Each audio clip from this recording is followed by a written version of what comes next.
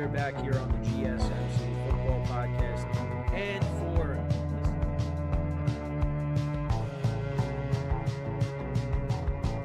keep yourself in the loop of everything football on the Golden State Media Concepts Football Podcast. The latest news on and off the field, be it college football, Big Ten, SEC, Big 12, Pac-12, ACC to the NFL. We've got you covered. Listen to the Golden State Media Concepts Football Podcast.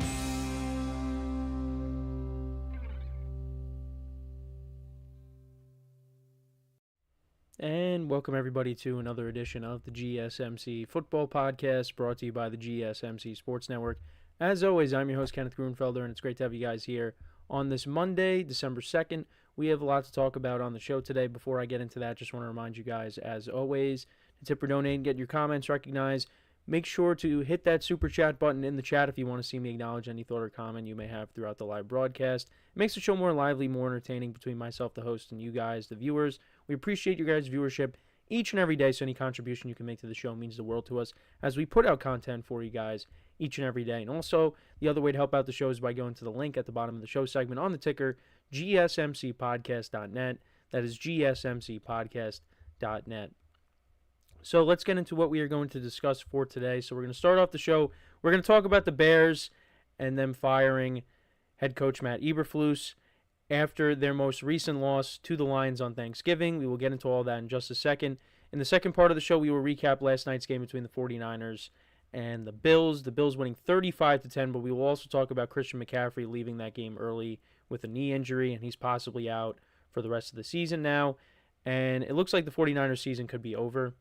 We'll get into all that in the second part of the show. Third part of the show, we'll get into the Eagles and their win over the Ravens, 24-19. They improved to 10-2 on the season.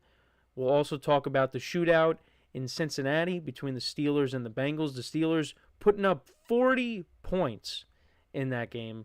So we'll talk about that, and then we'll preview tonight's game between the Broncos and the Browns. So let's get into the first topic, which is talking about the Bears and their loss to the Lions. So the Lions still remain with one loss on the year. They improved to 11-1 on the season with that win over the Bears.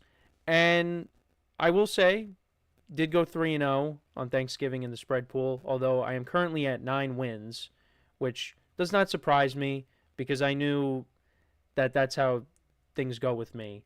Is I'll do good on Thanksgiving. I even won the Black Friday game as well. I took the Raiders with the points. I ended up doing that. But did not really do good in the 1 o'clock slate or the early window slate. Later window, I did win the Sunday night game. I did win the Rams-Saints game, but I lost. I didn't take the Panthers, and I didn't take the Eagles. I ended up taking the Ravens. And the Ravens were up in this game, or in that game. We'll talk about it later, but they ended up losing. But I did take the Bears with the 10.5, and it wasn't looking good in the beginning. The Lions shut them out. The Bears did not pick up a first down in this game until, towards the end of the first half. It was like less than a minute left. They finally picked up a first down. They could not get anything going offensively. The Lions dominated time of possession. They were going up and down the field. Now, the Bears' defense did a good job at keeping them out of the end zone. They did have that touchdown to Sam Laporta, but other than that, it was Jake Bates' field goals. And then Laporta scored another touchdown later in the game. But, the Lions were getting chunk plays. They were running the ball well. But the Bears' red zone defense held up. So they kept the game within distance. And the Bears were able to slowly chip away at that lead. And, they made it close, but they fell a little bit short. Kind of like what it's been the last 3 weeks now against their divisional opponents. They had an opportunity to win all these games. Against the Packers, against the Vikings, pulled off a miraculous comeback there, but fell short. And then against the Lions, they had an opportunity to either tie the game, send it to overtime, or even win the game.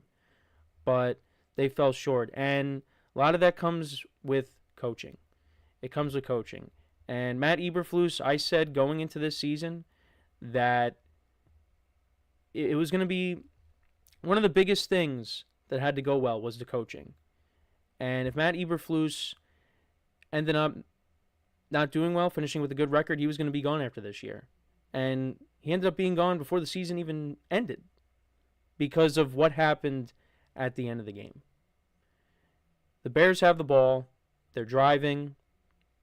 They got a timeout left. And you're, at midfield, and you need to get, a few more yards to get into field goal range to at least have a chance. And Cairo Santos is a good kicker. And, the way kickers, we've seen a lot of missed kicks, but we've also seen guys just make it from 60 like it's nothing now. The Bears had an opportunity to tie this game. It was more likely that they could tie the game as opposed to win it. And they got down to, they had the ball at the end of the game, and you got down to the Detroit 25.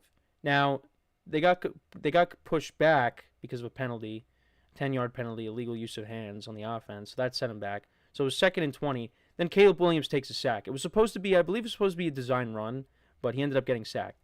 And there were 36 seconds left in the game when this happened. You still have one timeout. And for some reason, the Bears just did not use the timeout. And they let the clock wind all the way down for one last play. And Caleb Williams chucks it up downfield to Roma Dunze, and it's overthrown, and the game's over. And they lose by 3 points. What I don't understand is, how is there not a timeout called? I was on my way to my grandma's house watching this game on my phone, and I'm saying, all right, use a timeout, because it was clear that no one had any idea what was going on. Caleb Williams was at the end of the game said he was trying to change the play, but at that point, when you're seeing this, a timeout needs to be called, because it's obvious that this was not going to go anywhere. But they just let the clock wind all the way down and let that final play go, and they had no time left. All you had to do was get, 5 or 6 more yards, and you would have been okay. You're at the Detroit 41-yard line. All you have to do, like I just said, get a couple more yards. You're on the cusp of field goal range. And then it's going to be close though, because obviously if you don't pick up the first down, the field goal unit has to run out on the field and kick it as the clock winds down. But I think they would have had enough time to at least kick it. But I don't know what happened on that last play. I really don't get it. You just got to call a timeout. And they didn't do it. And the Bears lose a heartbreaker. The Lions, look, they got the win, but the Bears, they could have won it. The other thing, too, is, like I said, you put up a goose egg in the first half. You didn't pick up a first down until, after the 2-minute warning. Everything kind of changed because the Lions looked like they were going to go down the field and score again at one point, and Jahmyr Gibbs ends up fumbling. Now, the other thing with Jahmyr Gibbs, posted something on social media with one of the other running backs, and there's a whiteboard, and all of the Lions play call, or not all of it, but Lions play calls are on that whiteboard. What's up with that? And Dan Campbell was asked about it, and he said he wasn't aware of it, and he said, we're not trying to have people see our stuff, or whatever he said. But that's a separate thing. But yeah, Jahmyr Gibbs fumbles, and the game stays at 16-0. And then later in the game, Jake Bates, who hasn't had a miss all season, he ends up missing a field goal. And, the Bears still were in the game. Keenan Allen had a couple of touchdowns in this game. Caleb Williams made some nice throws, but he also got hit a lot. He is the most sacked quarterback in the NFL. Now, part of it is also him holding on to the ball too long. Now, once he gets that squared away, he should be better, but got to get better protection for him.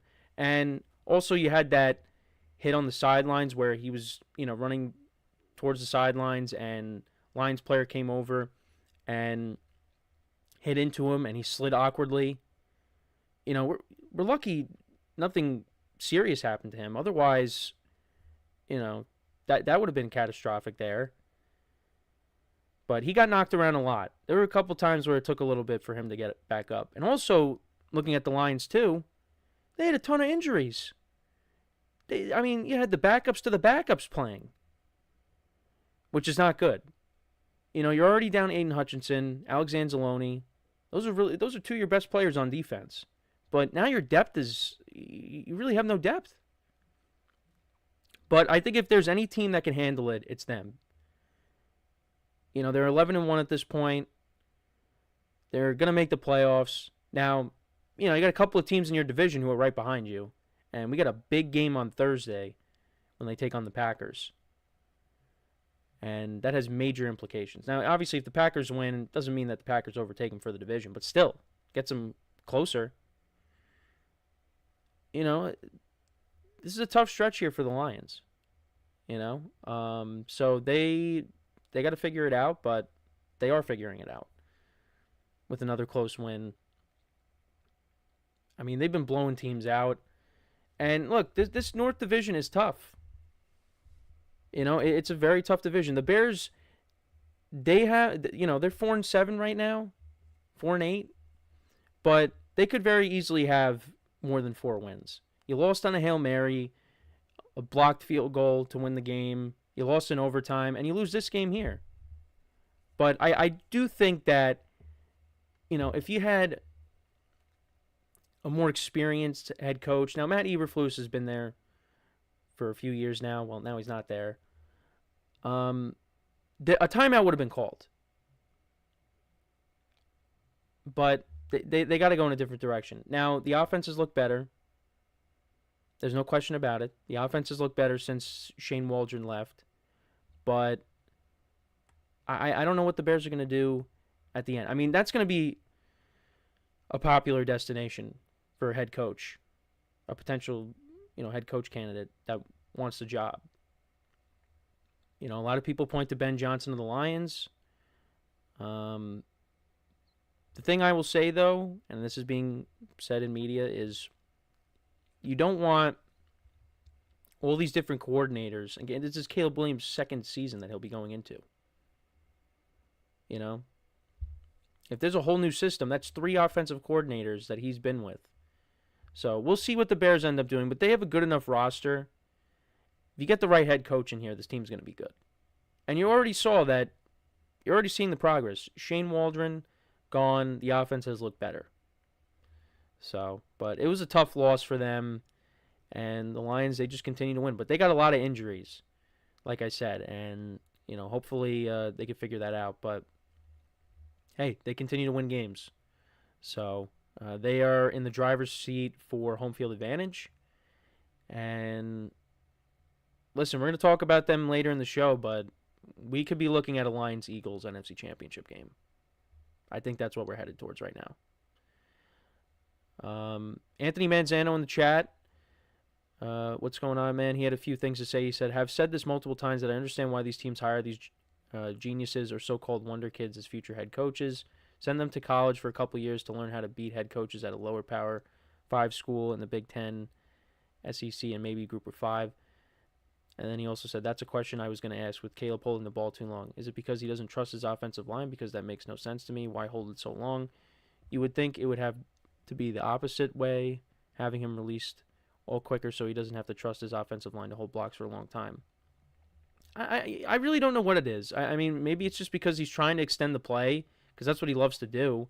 I mean, that 3rd and 15 to Keenan Allen, that was a good play. You see the ability that he has.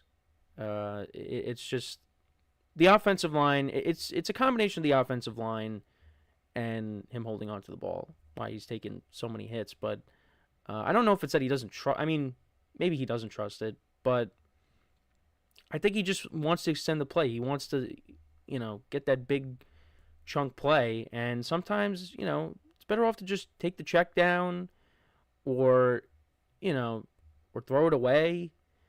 You don't have to play hero ball all the time. And look, this is only his first season. The talent is there. He's going to get better. It's just, it's disappointing. It's disappointing because this team does have a lot of talent. It's just they're not well coached. Well, now they moved off the coach. That was one of the problems. They don't have the right coaching staff in place, and I think once you get the right coaching staff in place, this team is going to be a lot better.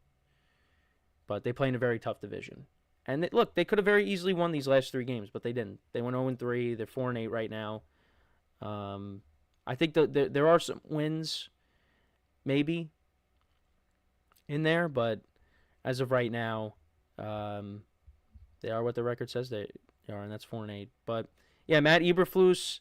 At the end, I didn't mention this though. He said that he thought they did the right thing with how the end of the game played out, and that's kind of what costed him his job.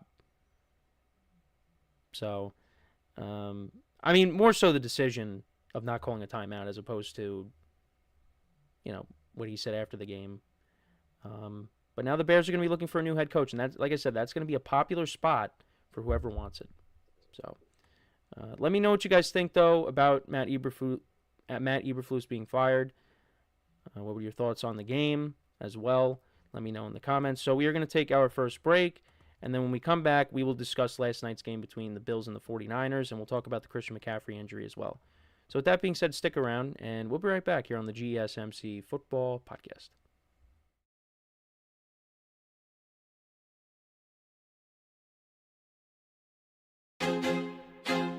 I feel like I'm losing my mind. Is everybody in the world blind? Please, Lord, give me a sign, a sign. I feel like I'm losing my mind. Is everybody in the world blind? Please, Lord, give me a sign, a sign. I wanna be the greatest. Everybody on the fake shit. I look around and feel like everybody is the fakest. I make this every day and I'm impatient, hoping one day I blow up from the basement. Statement, the top is so vacant. I don't hear shit that I think is amazing. Waiting for my day when I'm playing sold out shows for 1,000 faces. Hey, give me that crown, get in my way and to be put down. It ain't your place, all this my town. If I want that shit, then I'll get it right now. I'm losing it, the noose it fits. I'm losing shit, a stupid myth. You choose to live or choose to dip. You choose to fight or lose your grip and lose a gift. I feel like I'm losing my mind. Is everybody in the world blind? Please, Lord, give me a sign, a sign. I feel like I'm losing my mind. Is everybody in the world blind?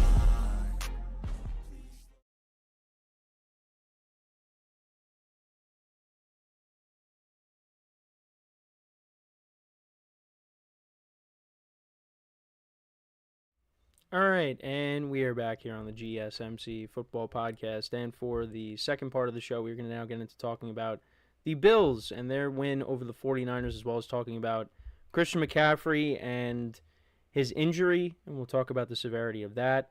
So this was a snow game, another snow game, back-to-back weeks of that. There was a little bit of flurries in the Ravens-Eagles game, but this was a full-on snow game. The Bills got a lot of snow going into this game, and it just continued on. And the 49ers were outmatched in this game. They were shorthanded. Of course, Nick Bosa did not play in this game. We weren't sure if Brock Purdy was going to play. He did end up playing, but he really just did not do much in his return, but had a lot to do with the conditions, obviously. The Bills were more prepped for this game. Now, I will say the 49ers were running the ball effectively. Christian McCaffrey was running it well, Jordan Mason.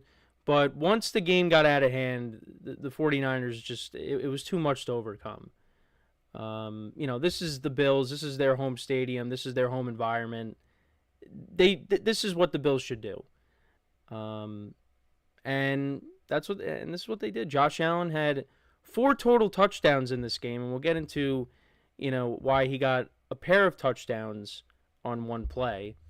But yeah, the 49ers, well, both teams opened up the game. Actually, no, that's not true. The Bills on their second drive scored a touchdown, but they went 3 and out, actually, to start the game. So you thought, all right, the Niners, they're kind of desperate. They're shorthanded. They need this game, and they got the Bills right off the field to start. And they actually had the lead. They went down the field. They went 9 plays, 48 yards, a lot of runs by McCaffrey. You had Jordan Mason sprinkled in as well. And Jake Moody capped off the drive with a 33-yard field goal. So, things were looking okay. And then the Bills they went down the field, 13 plays, 70 yards, and Ray Davis from 5 yards out scored a touchdown, and that made it 7-3. The Bills' ground game was also effective in this game. James Cook had a monster game as well. Then the Niners, they put together a nice drive. They got down the field, and Jake Moody missed a 45-yard field goal. And then from there, the Bills dominated. They scored a touchdown on their next 2 possessions. Their next drive lasted only 1 play. It was a 65-yard touchdown by James Cook. So that made it 14-3. And, yeah, the Niners had a missed field goal later in the second quarter. Bills scored another touchdown. Josh Allen connected with Mac Hollins. And, yeah, it was a snowball effect after that. Then the 49ers got the ball to start off the second half, but they ended up fumbling. Well, they put together a nice drive. They got down the field. They got to the Bills' 4, and Kyle Juszczyk ended up fumbling. And Deebo Samuel had a clear path to, jump on the ball, and the Niners would have retained possession. But Juszczyk fell into him, and then the Bills ended up recovering, and they returned to 43 yards. But they didn't score any points out of that. Both teams exchanged punts. Then it was 28-3, and this is where Josh Allen scored 2 touchdowns on 1 play.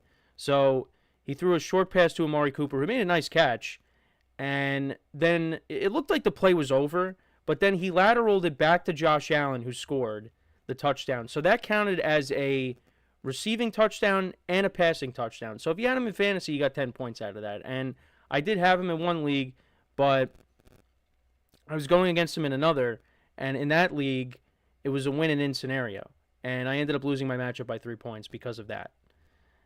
And, yeah, so that happened. But then the Niners, they put together a nice drive, and Brock Purdy threw a backwards pass to Guerrero, and he scored from 15 yards out. So that didn't count as a passing touchdown, which I kind of needed it to, because I will explain how my fantasy day went at some point during the show. But, yeah, so it was a Guerrero run. It made it 28-10. Then you had punts, and the Bills ended up scoring another touchdown. Josh Allen scrambled, scored an 8-yard touchdown run. And then later, Deebo Samuel returned the kick. He ended up fumbling, and then Tyler Bass missed a 49-yard field goal, which, that's a tough thing to make in those weather conditions. And then the 49ers ended up punting. They went 3-and-out very quickly. And then the Bills just ended the game. Mitchell Trubisky came in, and they just ran the ball pretty much the entire time. And that was it. McCaffrey got hurt early on in this game. I mean, he had a couple of big runs. There was one where I thought he was going to break it and be gone for a touchdown, but he ended up getting tackled. But then I think it was that same drive. He just fell to the ground. He got the ball and he just slid down, and he left the game, and he did not return. They ruled him out. Kyle Shanahan ruled him out, and they later said that it's likely PCL, a knee injury, and potentially out for the rest of the season. And with that, look, I was saying that I thought the 49ers, they were getting healthy. You got McCaffrey back, Juwan Jennings, and Ricky Pearsall, and George Kittle were all playing. You're waiting on some other guys defensively to come back, but, now Nick Bosa's hurt, and now McCaffrey's hurt again. Brock Purdy missed the game, and he didn't look effective in this, but a lot of that had to do with the weather. The 49ers season ended last night. I'm sticking a fork in them. This is it. This is it for them. I was saying if they wanted to keep this season going, they'd at least have to split, because it was going to be tough to go on the road and beat the Packers and the Bills. I thought maybe you could at least get one. But when you lose Nick Bosa, I mean, you saw the defense got gashed last night in the running game. Josh Allen, like I said, 4 total touchdowns last night. It's just... do the 49ers still have a chance? Yes, but they got to run the table. You got to run the table, and you need some help. And I don't see that happening. You got the Lions coming up on the schedule. You got the Rams. You got to go to play the Dolphins. And, they've been playing better. I know, they had their issues in cold weather once again, and we'll get into that game at some point this week. But the 49ers season's over. And I can't believe I'm saying that. I didn't expect it.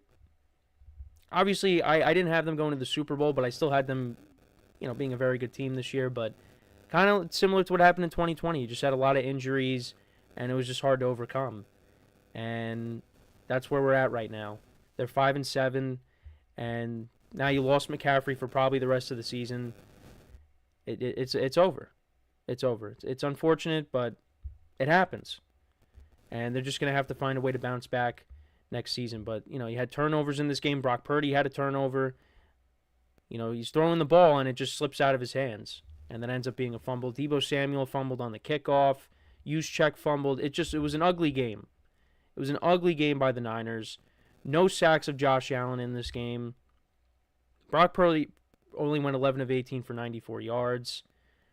Josh Allen went 13 of 17 for 148 yards, but he had 2 touchdown passes, one to himself. Also had a rushing touchdown, and he had a receiving touchdown as well.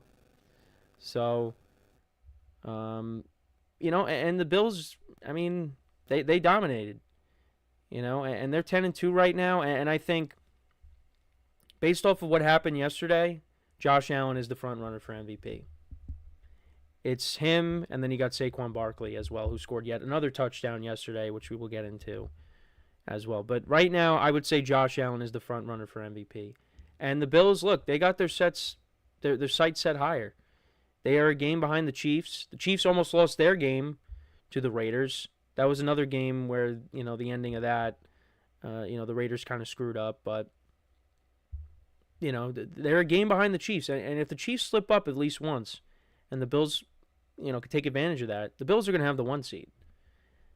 So, but we got a humongous game in a couple weeks when they take on the Lions in Detroit. Can't wait for that game. That game, they played each other on Thanksgiving a couple years ago, and that was a very exciting game.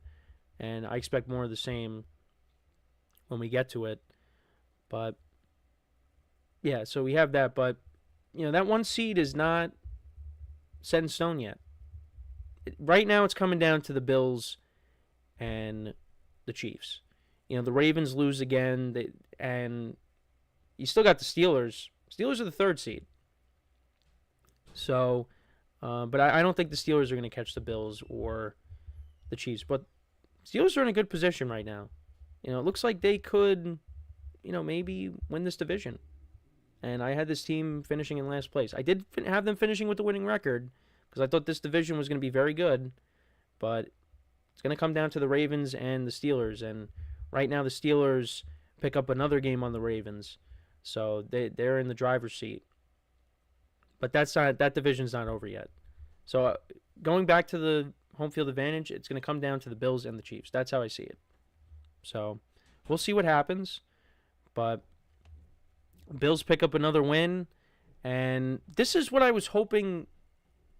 Not really what I was hoping, but I expected from them when we had that snow game in the playoffs against the Bengals. Because that's what I thought of them. Because, the Bengals were coming to them, and you thought, all right, look, it's snowing. The Bills should handle their business, right? No. The Bengals dominated that game. But here, they beat up on a banged-up 49ers team, but still, this is how you expect the Bills to play in the snow.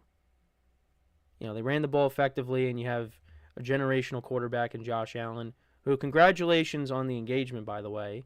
That also happened. Him and Haley Steinfeld are now engaged, so congratulations to Josh Allen. I was very happy. You saw that one interview with him. He didn't go into full details. I mean, he kind of connected the dots, and also you just happened to look at his social media page to be like, oh, well, that's why he's in such a good mood. But yeah, that happened, and could be the MVP this season, and we'll see what happens with the playoffs. Could the Bills finally break through? I think they can. You also got Matt Milano back, I believe, last night, so that's big to get him back on defense. So things are looking good for the Bills right now. 2 teams going in opposite directions right now with the 49ers and the Bills. And I think we'll talk about the 49ers a little bit more this week. because we'll probably get confirmation on what the specifics, the timeline is for Christian McCaffrey. But either way, I think even if it's not season ending, I think you still shut him down for the year. Because he has not been 100% this year. And, maybe he went a little too hard last night. Because in the beginning, you're like, wow, look at McCaffrey. This is the McCaffrey we were expecting. And, he definitely came back too soon. So I think it's best for McCaffrey and the Niners, even if, he is going to be out for the year, I would imagine. He's going to be shut down, and then you just hope things are better next year for him and for the Niners, because this is just, it's a lost season for him. And I didn't really think that going into the year. So, look, you could say bring up the Madden curse. You could say Super Bowl hangover. It's just, that's what happens to some of these teams. After they lose the Super Bowl the following year. Look at what happened to the Eagles last year. They were doing really well, and then they had that collapse. It happens. That's football. So, let me know what you guys think, though, about this game from last night, or your takeaways from it. Let me know in the comments. So before we go to break, I just want to remind you guys once again to tip or donate, get your comments recognized. Make sure to hit that super chat button in the chat if you want to see me acknowledge any thought or comment you may have throughout the live broadcast. It makes the show more lively, more entertaining between myself, the host, and you guys, the viewers. We appreciate your guys' viewership each and every day, so any contribution you can make to the show means the world to us as we put out content for you guys each and every day. And also, the other way to help out the show is by going to the link at the bottom of the show segment on the ticker, GSMCpodcast.net. That is GSMCpodcast.net. So when we come back from our next break, we will discuss the Eagles picking up their win against the Ravens, improving to 10-2 on the season. We'll get into the specifics of that game when we come back from our next break. So with that being said, stick around, and we'll be right back here on the GSMC Football Podcast. Looking for your daily fix of sports talk without having to pay for it? GSMC Sports Network is available on YouTube. Just search GSMC Sports Network. Get your fix of daily sports talk shows on YouTube, absolutely free. NFL, college football, NBA, MLB, MMA, UFC, fantasy football, and so much more. GSMC Sports Network has shows running all day long, with new sports shows starting every 2 hours. Just like on your favorite cable sports channel, except GSMC Sports Network is absolutely free. Just search GSMC Sports Network on YouTube to catch one of your new favorite shows, like the GSMC College Football Podcast, Chip Shot Football Podcast, Hoops and Heels Women's Sports Podcast, GSMC Basketball Podcast, and so many more. Check it out for yourself. GSMC Sports Network, now available on YouTube absolutely free. Search GSMC Sports Network on YouTube right now.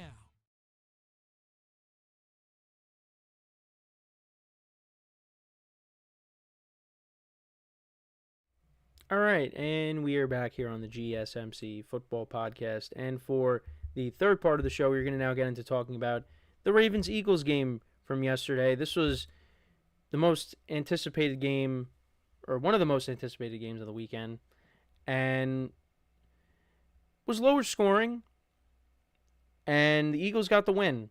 Now, it didn't look good for the Eagles in the beginning. They were down 9-0, but they came back, and they ended up pulling out the win, and they improved to 10-2 on the season. So we'll kind of go through the drive summary. So the Eagles punted on their first 3 drives. The Ravens on their first 2 possessions, they scored points. You had Justin Tucker in the beginning, put the Ravens up 3-0 with a 34-yard field goal.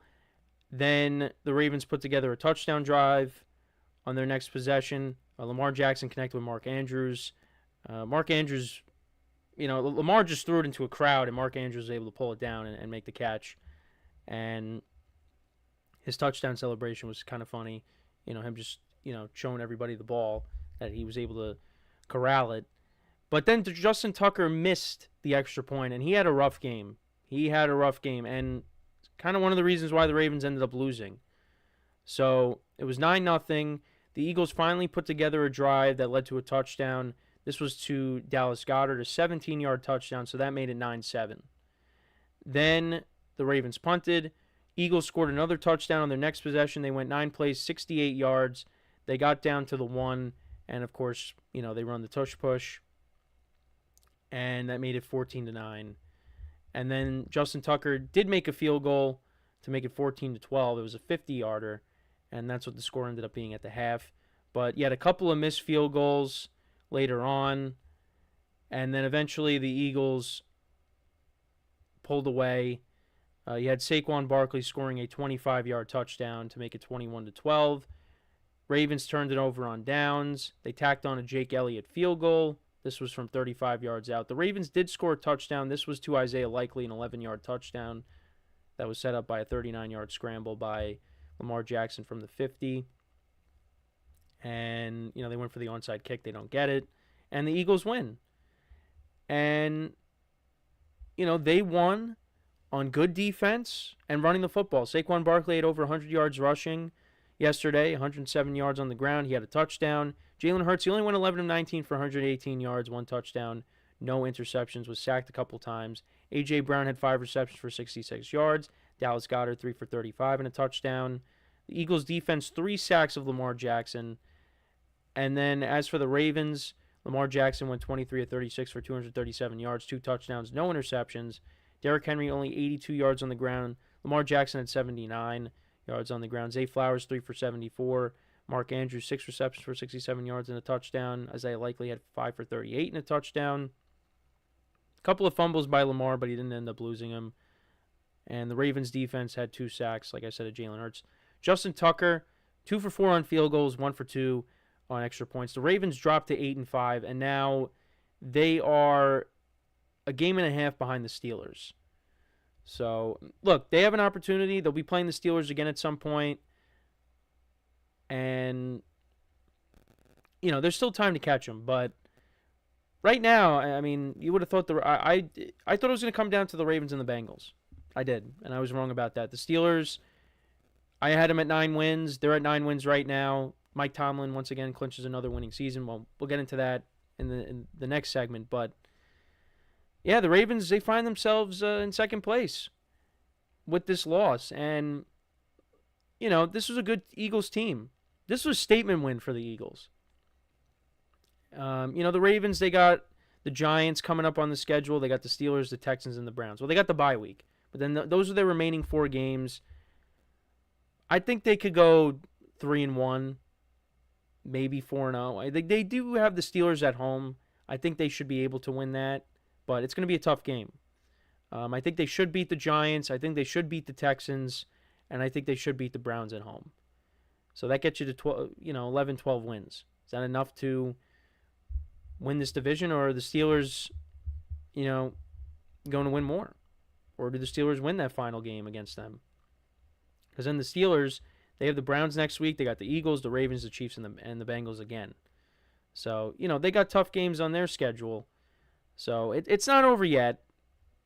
But, that was a tough game for the Ravens to lose. But I think this game had more to say about the Eagles, because we kind of looked at some of their wins this year against the Giants and against, the Browns, some of these teams, and you're just like, these, they're beating up on bad teams. But, they beat up on the Commanders at home, who were hot coming in. And, last week you were all over the Rams. Saquon Barkley ran wild. You kind of shut down that offense, and you shut down this offense here. This is a very good Eagles team. And this is a team that I was actually right about. I turned out to be right. I said this team is going to be similar to how they were when they got to the Super Bowl, because I thought they improved their defense. Getting Saquon Barkley was going to really make a difference, and that's been the case. Now, the thing I am concerned about is if they get into a shootout, where you got to go tit for tat, is Jalen Hurts going to be able to step up and make big plays when he has to? Now, I think he can. He has the capability of doing that. But is he going to be able to do it? Because right now, he's not really asked to do much. Because the Eagles, they play good defense. And because of that, You run the football. You get the ball to your playmakers like A.J. Brown. They still and Dallas Goedert last night. There was still no Devontae Smith. So once they get him back, that's going to make them even better. This is a very good team. But that's the one little concern I have is if they get into a shootout, if their defense can't stop the opposing team's offense, is Jalen Hurts going to be able to match what that offense can do? Now, the Eagles have the talent to do it. So, it's not a definitive no, he can't. But that's something that I'm a little... That's one little nitpick I have. Other than that, team's very good. The defense has been great. The secondary especially, with the guys they have back there. They did a very good job at fixing this defense. And the Eagles are a well-run organization. Now, you might not like the head coach still, but hey, they have won games since he's been the head coach. They're going to make the playoffs again. They're going to win this division. They win games. Now, you could say they win games in spite of him, but still, they win games. And I really do think that we are heading towards a Detroit-Philadelphia NFC Championship game in Detroit later this season. Because I do think that the Lions will get the 1 seed. Right now, it's going to be the Lions 1, Eagles 2. That's where we're at right now. I think that's what we're going to end up getting.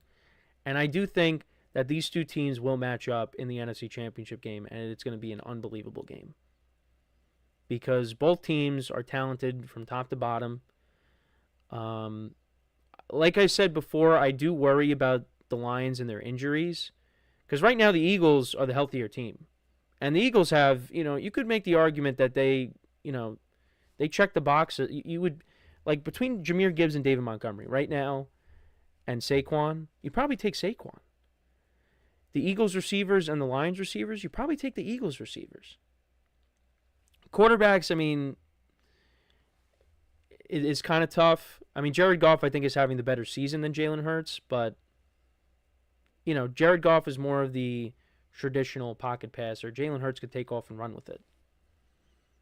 So, Jared Goff's a better passer. Jalen Hurts is the better runner. But and right now the Eagles' defense is better, you'd probably say, just because the Lions are dealing with a ton of injuries right now. But that's what we're gearing up towards. And look, I was impressed. That was a big win by the Eagles to go, and that was a road game too. On the road, and we had Saquon Barkley and Derrick Henry. That was the storyline going into the game. And both running backs made plays. Saquon had the better game, but yeah, give the Eagles credit. Now, as for the Ravens, again, John Harbaugh said this after the game, but you got to do something about Justin Tucker. This is not good. That costed you a game. The Ravens could have won this game had Justin Tucker made those kicks. I don't know what's happened to him, and it's really sad to see because he's an all-time great. I mentioned last week that they aired the Super Bowl between the Niners and the Ravens back in the 2012-2013 season, and Justin Tucker was a rookie in that game. And that's how great he's been. But, the Ravens are going to make the playoffs, and, if it comes down to a potential game-winning kick and he misses it, Ravens are going to look bad. Now, John Harbaugh said they're not going to make any moves, and obviously, you saw on the sidelines, there was a hug between the two. Obviously, Justin Tucker's going through it right now, and you hope he's able to figure it out, but, we're going into week 14, and he's struggling, so you might have to make a change. I don't think they're going to, based off of what Harbaugh said, but there's got to be some consideration about it. Because this could really cost you a game in the playoffs, and you can't have that. It costed you this game yesterday. You're still in this tight race with the Steelers, and, the Steelers now picked up another game on you. So, I don't know. It's a tough decision to make because the guy has been unbelievable. He's going to be a first ballot Hall of Famer.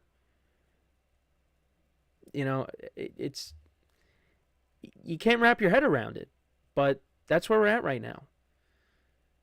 So let me know what you guys think, though. Should the Ravens make a change when it comes to kicker? I mean, it doesn't seem like they're going to, but I think you got to consider it.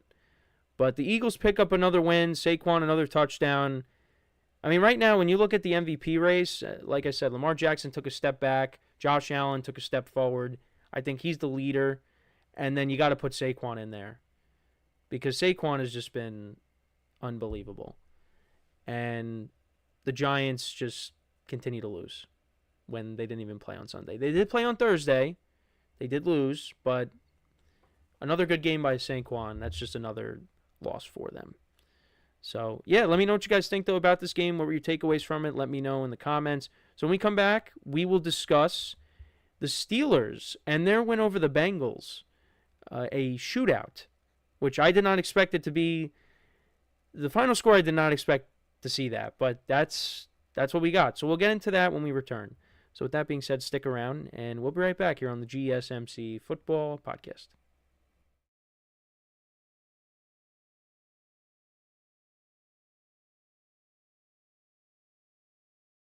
For the best and latest podcasts available anywhere, go to the podcast app on your cell phone and type in GSMC to access free content-rich podcasts on health and wellness, book reviews, sports, entertainment, relationships, social media, movies, technology, finance, and even weird news. Subscribe and download the GSMC Podcast Network's family of shows, available everywhere podcasts are found.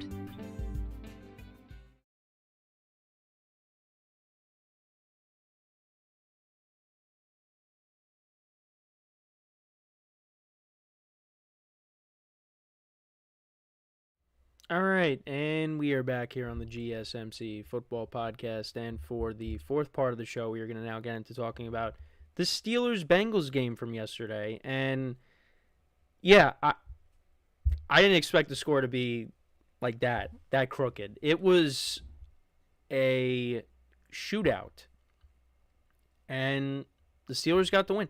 The Steelers put up 44 points yesterday. Now, not all of it was the offense. You had a defensive touchdown in this game. It was a combined score, so the final score was 44-38. So, if my math is right, that would be a combined 82 points. See, I can still do that math. I mean, that's unbelievable. The over-under going into the game was 46. And the Steelers had 44 points all by themselves. And yeah, this game was just back and forth and back and forth. And the Steelers improved to 9-3 on the season. So we start off with the Bengals. So they get the ball and they punt. Steelers then get the ball, and then this is when you thought, oh boy, this is not going to be good for them. You had Russell Wilson throw a pick 6 to Cam Taylor-Britt. That put the Bengals up 7-0. But then the Steelers answered. They go down the field, and you had a 17-yard touchdown to George Pickens. So that made it 7-7. Then the Bengals answered with a touchdown. Chase Brown scored from 1 yard out. Had a 40-yard touchdown, or a 41-yard run that we thought was a touchdown initially, but he was short, and then he scored again. So that made it 14-7 Bengals. Then the Steelers answered with a touchdown drive of their own. Russell Wilson, a nice pass to Calvin Austin for a 23-yard touchdown. Russell Wilson these last couple of weeks has been making some nice throws. So that tied the game. Then the Bengals went ahead. They went up 21-14. Joe Burrow connected with Jamar Chase for a 4-yard touchdown. The Steelers answered with a touchdown drive of their own. Najee Harris from 10 yards out. Then the Bengals ended up fumbling. This was a sack fumble of Joe Burrow. It was recovered by Wilson. T.J. Watt forced the fumble, and that led to a Chris Boswell field goal, a 50-yard field goal. And then the Bengals punted, and then the Steelers kicked a field goal again, a 34-yarder by Boswell. That made it 27-21. And then Boswell actually missed a field goal, but they blocked it. So can't blame him there. Otherwise, he probably makes that. And then you had a McPherson 38-yard field goal. So it was a 3-point game once again. But then the Steelers answered with the touchdown. Russell Wilson connected with Pat Freiermuth, who had a good game, a 25-yard touchdown, so that put them up by 10. Then Joe Burrow threw a pick, but that led to a Steelers punt. But then he ended up losing the ball on the next drive, fumbling again, and Wilson returned that for a touchdown. That was forced by Herbig. And, yeah, so Wilson scored the touchdown there, so that made it 41-24. Not Russell Wilson. But, yeah, that made it 41-24. But then the Bengals answered. That was a T. Higgins touchdown. That made it 41-31. Boswell kicked another field goal, so that made it 44-31. And then the Bengals did score another touchdown. This was to Yoshi Voss, 3-yard touchdown. And then the Steelers ended the game. And they win 44-38. Russell Wilson, 29 of 38 for 475 yards rushing on the ground. Had a touchdown. George Pickens had 3 receptions for 74 yards and a touchdown. You also had Pat Freiermuth, 6 receptions for 68 yards and a touchdown.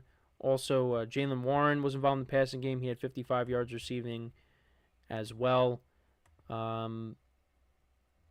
This was a big win for the Steelers. It was an unlikely win. I did not expect them to... I actually didn't think they were going to win this game. I didn't. I thought the Bengals, they were due for a win, and I just thought the Steelers' offense would kind of struggle. I knew the Bengals' defense obviously was not good, but I just thought, the Steelers' offense has kind of been struggling. I just didn't think that... I didn't think they were going to win this game. But the Steelers' offense proved me wrong. They took advantage of a bad Bengals defense. They had 4 sacks of Joe Burrow. They forced a couple of turnovers. Like I said, Peyton Wilson, had 2 fumble recoveries. Dante Jackson had an interception in this game. And then you look on the other side for the Bengals, Joe Burrow, 309 yards passing, 3 touchdowns and an interception.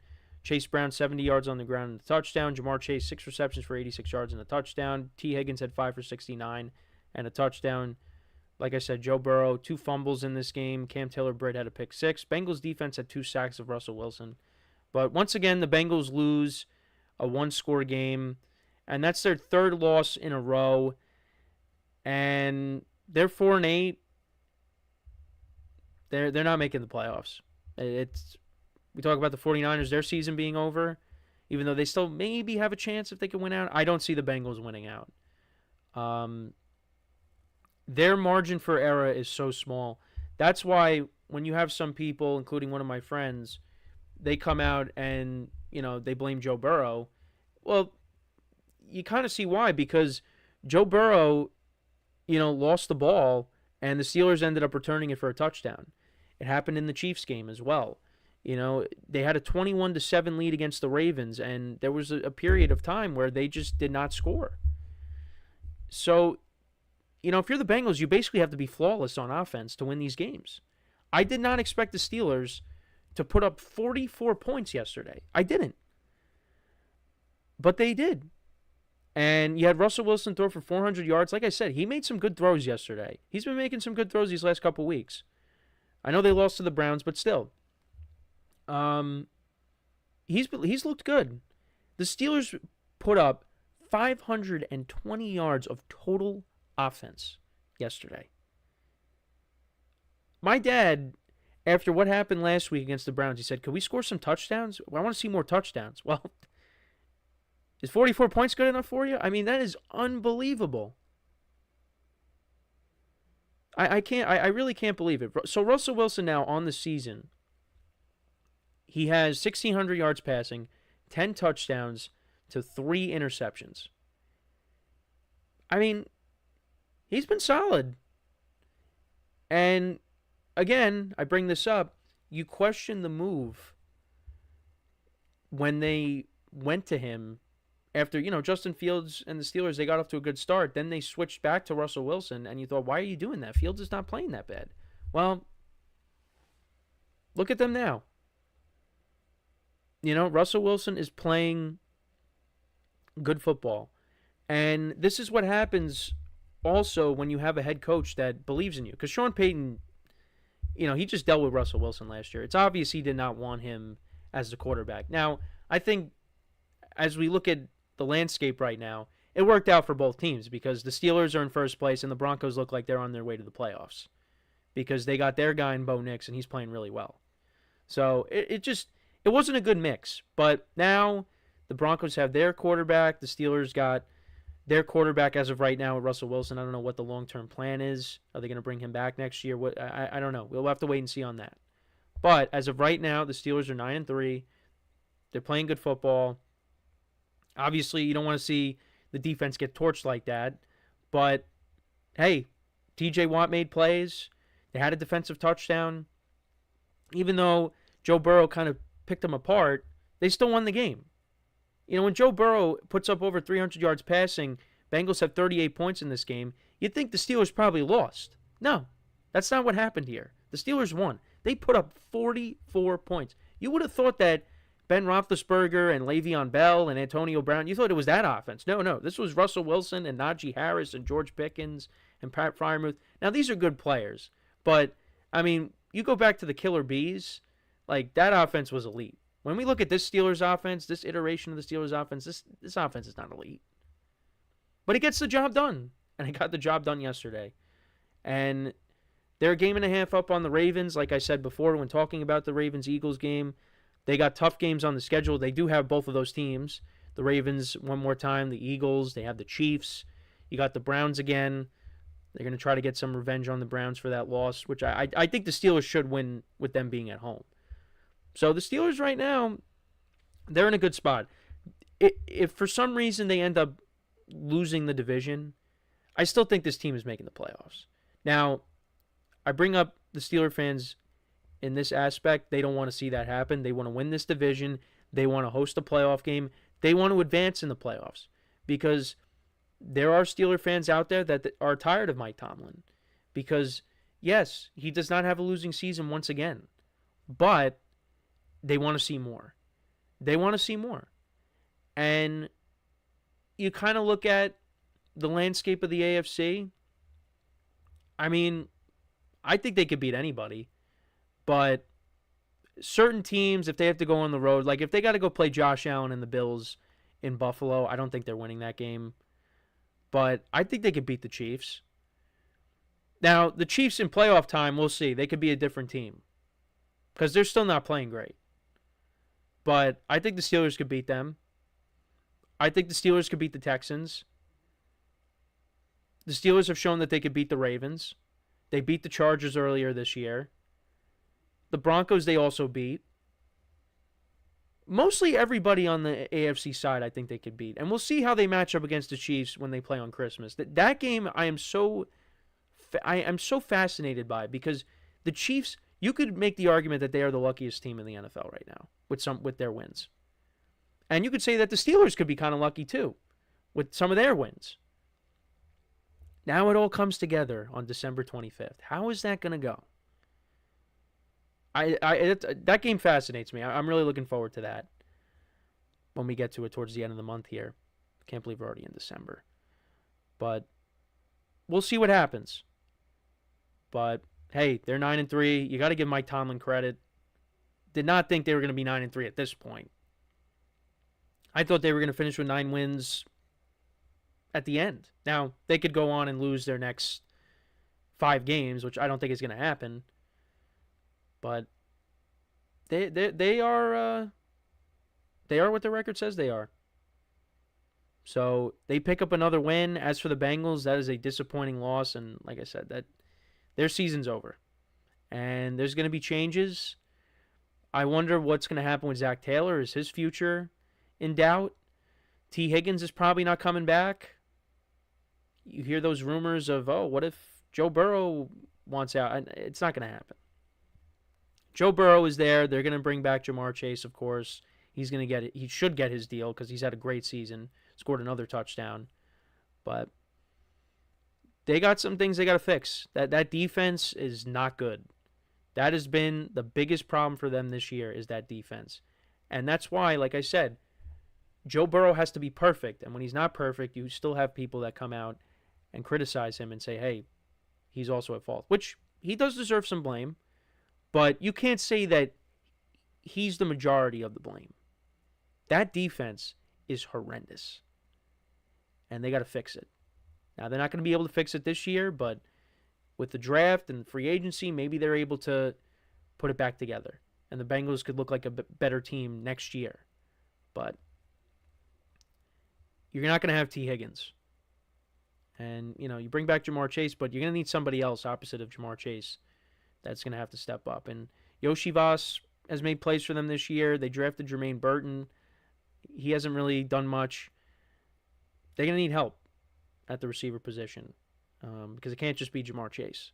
But the main priority is that defense. Got to fix it. So, yeah, let me know what you guys think, though, about this game. What were your takeaways from it? Let me know in the comments. When we come back from our final break of the show, we will talk about the Browns-Broncos game tonight. I'll preview that, and that'll end off the show for today. So, for one final time today, stick around, and we'll be right back here on the GSMC Football Podcast.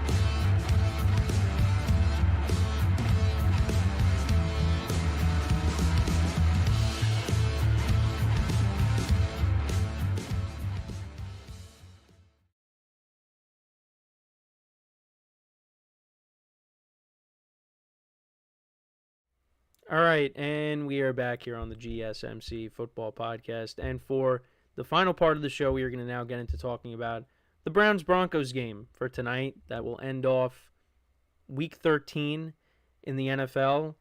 And let's kind of get into it. So the Browns, of course, they have been a disappointment this year, mainly because, the quarterback position just ended up not panning out the way they hoped for. And, they also are dealing with injuries as well, which is something that they were able to overcome last year. But, yeah, not so much this year. It's unfortunate, but, it happens. And for the Broncos, they have been a surprise. I thought this team was not going to be good because I didn't really know what to expect from Bo Nix. And I just thought, they were going to be limited on offense. And give them credit. This team is good. They play good defense. And also, the man in this picture here, Courtland Sutton, he's been on a tear these last several weeks.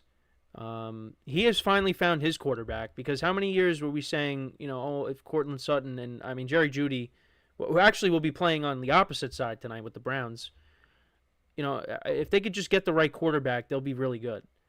And you thought Russell Wilson was going to be that guy. It ended up not turning out that way. But with Bo Nix, they have a nice connection. Sutton has been really productive as of late.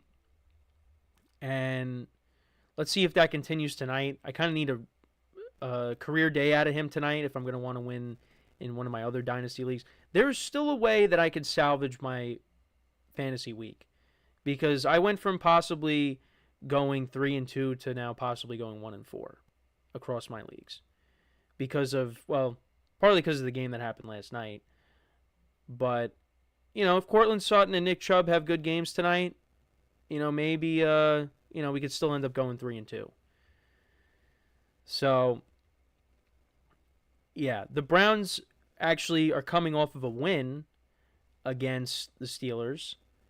And you're going to have Jameis Winston playing tonight for them. And Jameis, look, he's been solid. He's been solid enough. He's kind of been inconsistent. The Chargers game, he was not good. I mean, he threw 3 picks, but against the Ravens, he was good. The Saints game, he was good too, but they ended up getting blown out. The defense got torched in that game. And then the Steelers game, had a couple of turnovers.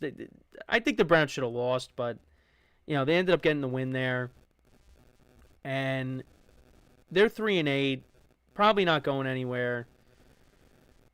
So, and Jameis definitely has the opportunity to, maybe be a bridge quarterback next year. I don't know if the Browns are going to bring him back, but could end up going somewhere where a team needs a starting quarterback for at least a year, and he could step in, be the starter, and, for whatever team drafts a quarterback, maybe they have them sit behind Jameis, and then when they're ready, they take over.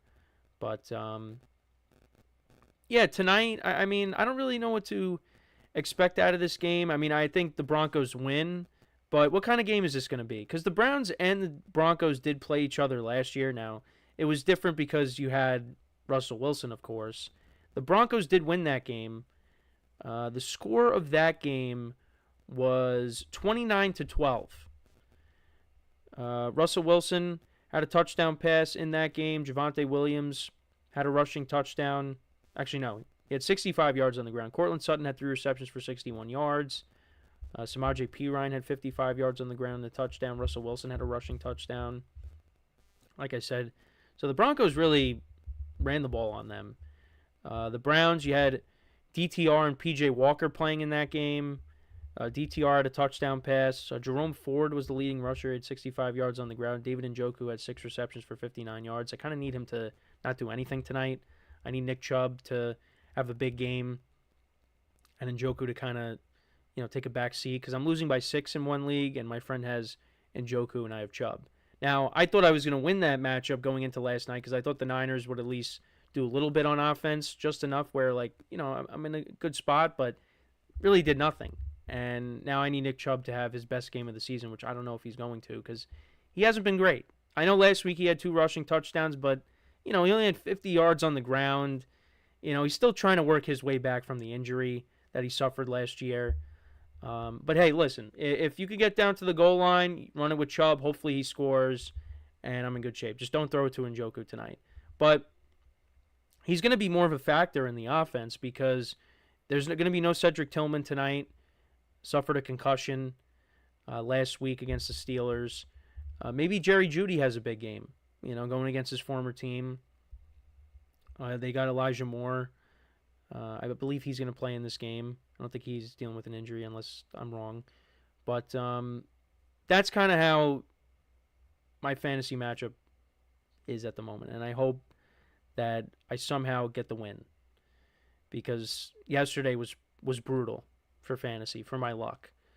And hopefully tonight the tide turns and, goes back into my favor. But I don't think so.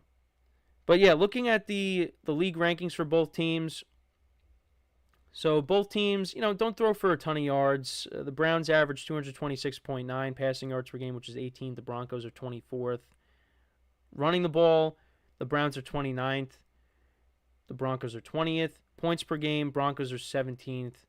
And the Browns are 31st. Then defensively, Broncos defense is top 10 in all 3 categories. Top 10 against the pass. Browns defense is 18th. Against the run, Broncos are 6th. Browns are 23rd. Points allowed, Broncos defense is 2nd, giving up an average of 16.8 points per game, and the Browns defense is 22nd, giving up an average of 24.3 points per game. So right now, actually the weather's supposed to be nice. 52 degrees. So it doesn't look like we're getting any snow for this game tonight. And, maybe it's good enough, good weather for Nick Chubb to, run the football and get things going on offense for the Browns. The Browns are 6-point underdogs in this game. I did take the Broncos as the favorites to cover. I think they're the better team right now. Bo Nix is playing really well. He's been getting better and better each week, and I think that continues here. So I like the Broncos, and their defense is playing well, like I said. The Browns, they really got nothing to play for. other than pride. So, I mean, listen, Myles Garrett could take over a game like he did last week against the Steelers. You got to worry about that. And look, the Browns still have good players on this team. So I wouldn't be surprised if this game is kind of close. But I just think right now the Broncos are the better team. And they're at home. I think they should win this game by at least a touchdown. But like I said, I am hoping for a big game out of Nick Chubb and Courtland Sutton. I hope they end up doing well tonight, and I find a way to salvage this week because, like I said, yesterday was brutal. Like, I lost on a play that I just didn't think was possible. I didn't think that Josh Allen was going to get 10 points on one play, but he ended up doing that. Now, not to say that that can never happen, because he can have a big run and get 10 points that way, but I just did not expect 10 points that way, where you get both a receiving touchdown as well as a passing touchdown, and I end up getting eliminated from the playoffs. Now, I have Christian McCaffrey in that league, so it's not like, hey, I make the playoffs and I have a chance. I'd be shorthanded, but it's just losing that way. And my team actually had a good week. That team that I have had a good week. Put up almost 140 points. I didn't really expect it, but yeah, it's just, this fantasy season was pretty rough. I also lost to my mom's team. Her team was pretty shorthanded, dealt with a lot of injuries this year. Lost 3 wide receivers, Chris Godwin, Rashid Shaheed, Stephon Diggs. Also had no J.K. Dobbins. And she found a way to beat a team that has Saquon Barkley, Justin Jefferson, Nico Collins, Alvin Kamara, Justin Herbert. She won. She put up almost 150 points because she had Adam Thielen, who had a big game yesterday. Valdez-Scantling with the Saints. He's been unbelievable with them. I lost to a team that had that. T. Higgins. Well, she had T. Higgins. T. Higgins is one of the receivers that actually didn't get hurt. Well, he's been hurt, but he's back and he's been playing well. She also has Jordan Love and Derrick Henry, but yeah, it's just I got eliminated from that league. I pretty much got eliminated from 3 of the 5 leagues that I'm in yesterday. So, not looking good. And then on top of that, the spread pool, hey, it was looking good. I was 4-0 to start the week, but, not going to win anything this week. There were a lot of games that I looked at. Now, this game, like I said, I'm set on taking the Broncos. But there are a lot of games that I looked at yesterday before my picks locked, and I said, I don't feel good about this, and I didn't change it. I was too afraid to change them, because I had the Titans covering. I had the Bucks winning and covering. They should have lost, but they ended up winning and tying the Falcons for first place. And then the Patriots-Colts game, that was another one where I said, I don't know if I trust the Colts. And it's just, I kept everything. And, those 3 games I ended up losing. Thought I was going to lose the Seahawks-Jets game because I took the Seahawks. Well, we saw what happened with that. There's a lot that I didn't get to today that I will get to tomorrow because there's a lot to talk about with the NFC South and, again, another Jets loss. Also talking about the Packers and their win. Trevor Lawrence and his injury against the Texans. He got concussed in that. There was a huge fight. There were a lot of fights, not just in the NFL, but in college football because it was rivalry week. And you had multiple teams win, and they were planting the flag, and it was ugly, especially the Michigan-Ohio State game. Michigan winning that, very low-scoring game, I might add, and they planted the flag, and chaos ensued. There was a lot that happened over the weekend, both in the NFL and in college, and we're about to get into bowl season, college football regular season. Pretty much over, and we're going to find out what this final playoff bracket's going to be, and then soon after that, the NFL postseason is going to be upon us too. So a lot to look forward to in the coming weeks. But to kind of put a bow on this segment here, so I got the Broncos winning. I'm going to say they win. I'll say they win 27-14. I think, I'm hoping for a big game out of Nick Chubb. I'm hoping David Njoku doesn't do anything. I'm hoping Nick Chubb has his first 100-yard game of the season and a couple of touchdowns. That would really make me happy. I expect Bo Nix to play well. Jameis, I think, will make some good plays, but I think he'll also turn the ball over, and the Broncos defense, I think, will capitalize on that. And we'll see what Jerry Jeudy does in his revenge game. Does he have a big game? We'll see. But I hope you guys enjoyed the show today. I hope everybody had a good Thanksgiving, a good weekend. But yeah, we're in the home stretch here. This is the final month of the regular season in the NFL, and bowl season is upon us with college. So enjoy it, because it's going to go really fast. We're already in December. I can't believe it. But yeah, that is all the time that we have for today. Thank you guys for tuning in. Make sure to check out all the other shows as well. Make sure to leave a like, comment, and subscribe to the video.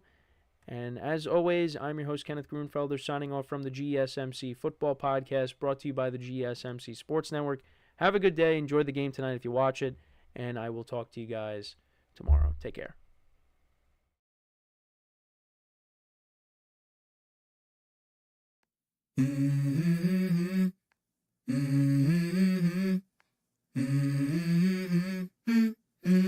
Let's go. I wake up to a little bit of drool on my pillow, feel like it's gonna be a bad day. Yeah, I'm tired of shit, and the coffee ain't hit yet, damn it.